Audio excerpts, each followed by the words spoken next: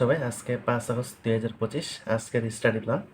আজকে ইংলিশ থেকে প্রিপজিশন পড়ব, গণিত থেকে পরিমিতি শুরু করব, বাংলা ব্যাকরণ থেকে পদ আজকে শেষ করার চেষ্টা করব। মানুষের দক্ষতা থেকে 2টা অধ্যায় পড়ার চেষ্টা করব, দেখি কতটুকু পারা যায়। তো চলুন আজকে ইংলিশ দিয়েই শুরু করি।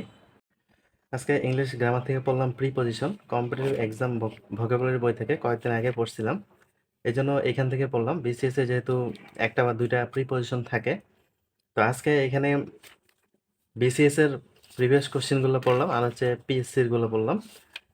প্রায় 300-র মতো আজকে পড়া হয়েছে। এর পরের দিন ব্যাংকের গুলো পড়বো আর হচ্ছে মেডিকেল ইউনিভার্সিটি যে কোশ্চেনগুলো আছে এগুলো পড়বো। মূলত প্রিপজিশনটা 2 দিনে ভাগ করে নিয়েছিলাম, যে 2 দিনের মধ্যে শেষ করে নেব প্রিপজিশনটা। এখানে প্রায় টোটাল 5 থেকে 600-র মতো প্রিপজিশন আছে।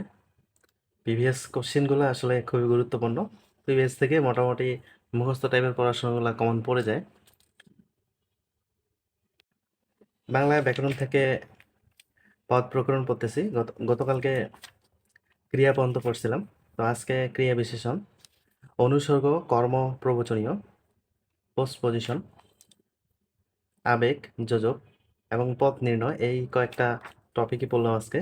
তো এই চ্যাপ্টারটা আসলে খুব বেশি মুখস্থ করে লাভ হয় না, কারণ এখানে অনেক কিছু জিনিস আছে যেগুলো বোঝার। এখানে বুঝতে না পারলে এই চ্যাপ্টারটা আসলে অনেক কঠিন। তো এই চ্যাপ্টারটা মোটামুটি আজকে এতটুকু পড়লাম। এইটুকু পড়তে মোটামুটি ভালো সময় লাগছে। এখনো আরেকটা টপিক বাকি আছে, অব্যয় পদ। এটা কালকে পড়বো। কালকে এটা পড়ার পরে শব্দ শুরু করব, কারণ শব্দ চ্যাপ্টারটা যেহেতু বড় একটা চ্যাপ্টার, ওইটাও 2 দিনের মতো সময় লাগবে। তো এই জন্য অব্যয় পদ এটা পড়ার পরে শব্দ অর্ধেকটা পড়ে নেব। আর আজকে মোটামুটি বাংলা ব্যাকরণ এতটুকুই পড়ছি। আজকে গণিত থেকে শুরু করছি পরিমিতি। আশরাফুস ম্যাথ ককটেল বইটা থেকে মূলত আমি পড়ি।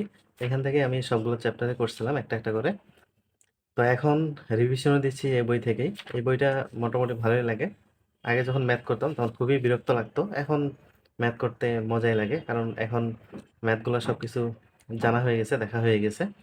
তাছাড়া ম্যাথ করার সময় কোনো কিছু সন্দেহ লাগলে বা যদি ম্যাথ না বুঝতে পারি, তখন কিউআর কোড ছিল এখানে, এটাতে স্ক্যান করে ক্লাসগুলো দেখে নিতাম।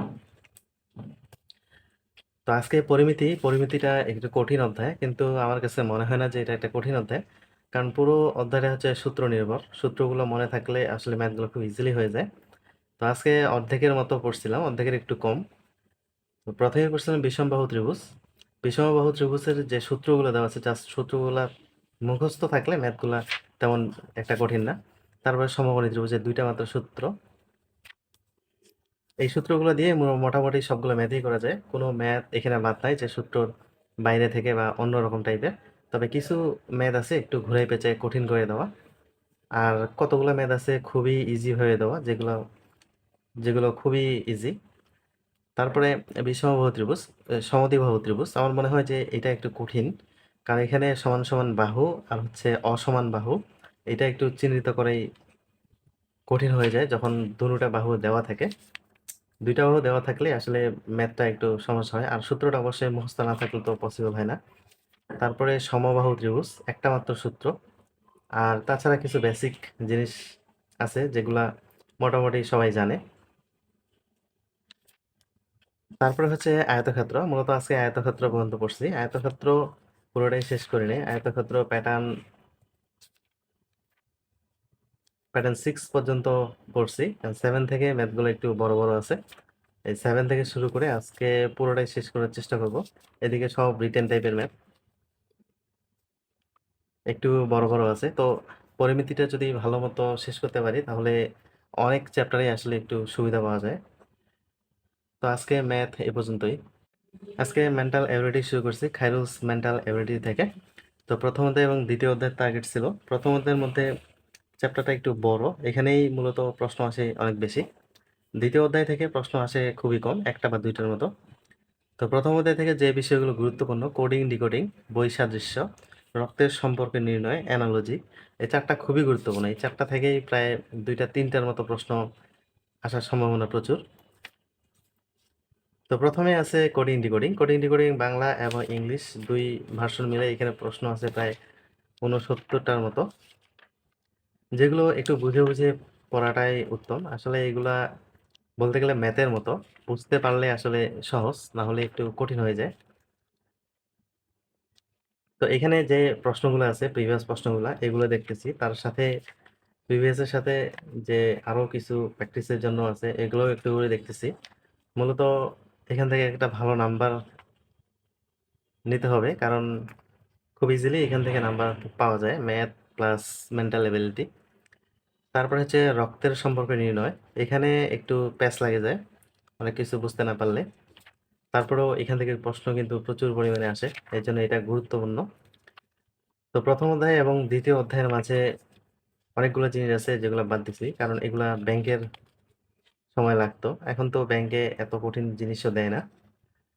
ওয়েবসাইট থেকে নেওয়া কিছু প্রশ্ন, যেগুলা পুরোটাই ইংলিশ ভার্সন, অনেক বড় বড় প্রশ্ন, এগুলো বাদ দিছি, কারণ বিসিএস এর জন্য এগুলো লাগবে না।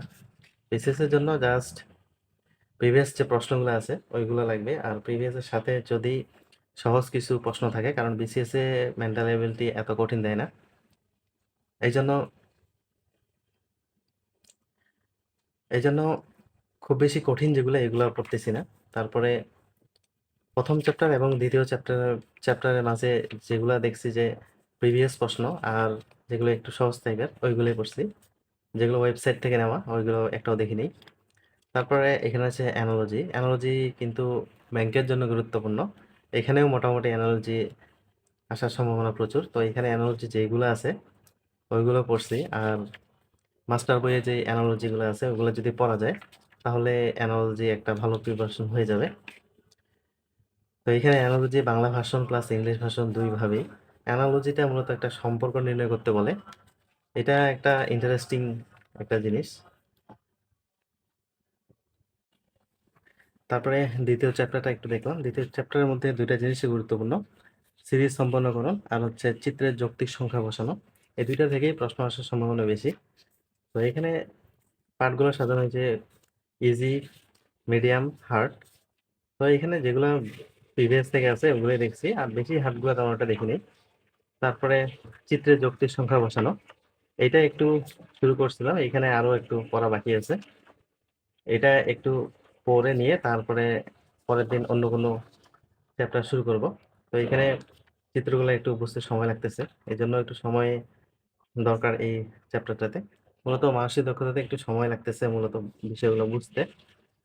তো সবাই ভালো থাকবেন, সুস্থ থাকবেন। আল্লাহ হাফেজ।